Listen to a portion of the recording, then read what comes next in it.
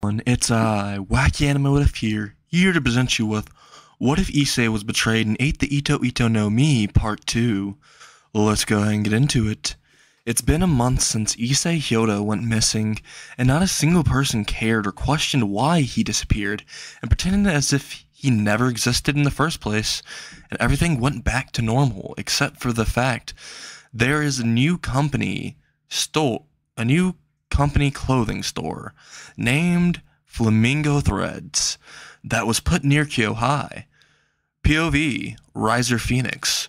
Why do I have to be in the human world for trivial matters of business, all because the clothing brand the Phoenix household set up in the human world closed because of a new clothing brand?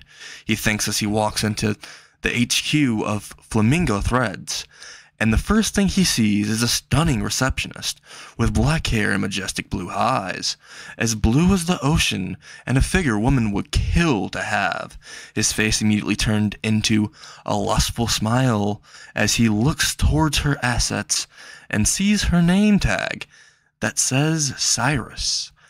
Riser immediately says, "Hello, beautiful." As she hears this and sees his face, she looks beside her and picks a mini trash can up and fake vomits into it, which enrages Riser, but he holds his temper and proceeds to continue with his original business.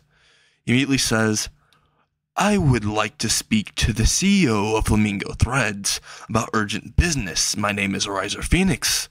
Maybe you heard of my greatness." The receptionist immediately says, "Oh, I have heard of you." Riser immediately says, "Oh, have all the good things that you heard? Well, they are all true, my dear," he says.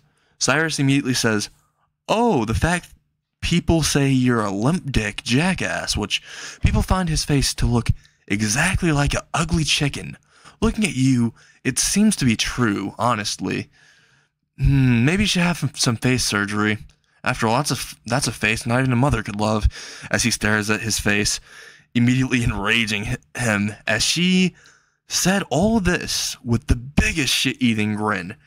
And Riser was so furious, his face turned red, and veins were popping out of his forehead, until she said, "I will go ahead and call Mr. Flamingo and ask if he can see you."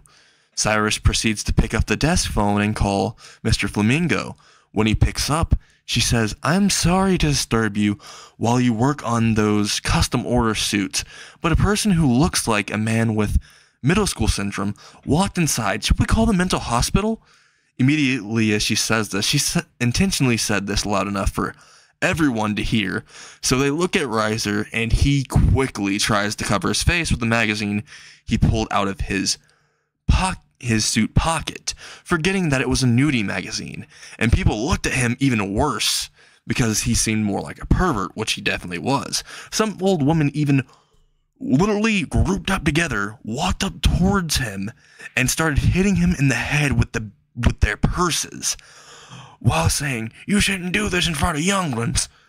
While this is happening, the receptionist continued the call until she hangs up and looks at Riser and says, "Mr. Flamingo will see you now. If you would please follow me." She then proceeds to move towards the elevator. As she does, Riser follows and stares intensely at her rear. When Cyrus is in the elevator and Riser follows, as she hits the button for the top floor, she notices in the corner of her eye Riser trying to grab her rear. She immediately grabs his wrist and squeezes it incredibly hard, to where his face was scrunched up in pain, causing her to smile and say, "You should keep your hands to yourself, or you may not find them there anymore." Riser immediately looks at her and jokingly says, not taking her seriously because she is a human, "Is that a threat?" Cyrus looks back at him before walking towards Mr. Flamingo's office and says, "No, not at all. That's a promise. Very different from a threat," she says. As she says this, she walks towards her boss's office, while Riser is mad because a mere human talked to him like that. As they made it to the office, Cyrus was about to knock, But Riser immediately kicked the door open and walked in. She was furious at his blatant disrespect, but calmly walked in after and went beside Mr. Flamingo, who had his chair facing away from Riser. As he looked at him through the reflection, Mr. Flamingo immediately said, "What brings you here, Phoenix?" Riser sits down at the leather chair across from him and arrogantly says, "I came here to force you to close up and take every last bit of money you made. It's bad for my family's clothing business. If you're around, I will just take the money as compensation afterwards," he says with a sinister smile. As he said that, Cyrus was furious as she was about to do something, but Mr. Flamingo immediately wrapped one of his arms around her waist and pulled her into his lap very smoothly and said, "Calm down, my beautiful Cyrus," as he caresses her face and she blushes. "This flaming walking KFC is not worth ruining your beautiful face with that terrifyingly angry expression." She immediately blushes even more, but makes no moves to get out of her position, and Riser is furious to the point he snaps and says, "I tried to give you the peaceful option, now die." As he was firing up a fireball made of magic at Mr. Flamingo, he felt a piercing pain all over his body, and looked down to notice his suit was sewing itself into his body. He saw strings coming out of the suit, and they were digging into his wrist, and they were wrapping around his veins. Some went into his chest and wrapped around his organs, and casually traveled through his bloodstream, causing him to panic and sweat up a storm. As he also noticed the leather chair he was in was sewing his skin into it, immediately causing him so much pain that his body started to convulse and shake. His eyes started to zoom in and out. He was immediately looking at the back of Mr. Flamingo's chair in fear, as he could muster no magic at all, and all his strength. He tried to remove the strings, but every time he did, they went deeper until the pain was so much he opened his mouth to threaten him with his family's power to let him go, but couldn't, because as soon as he opened his mouth, thousands of strings went in and wrapped around his vocal cords. As this was happening, they also wrapped around his tongue. As this was all happening, the boss, Mr. Flamingo himself, turned his chair around, and Riser saw who he was.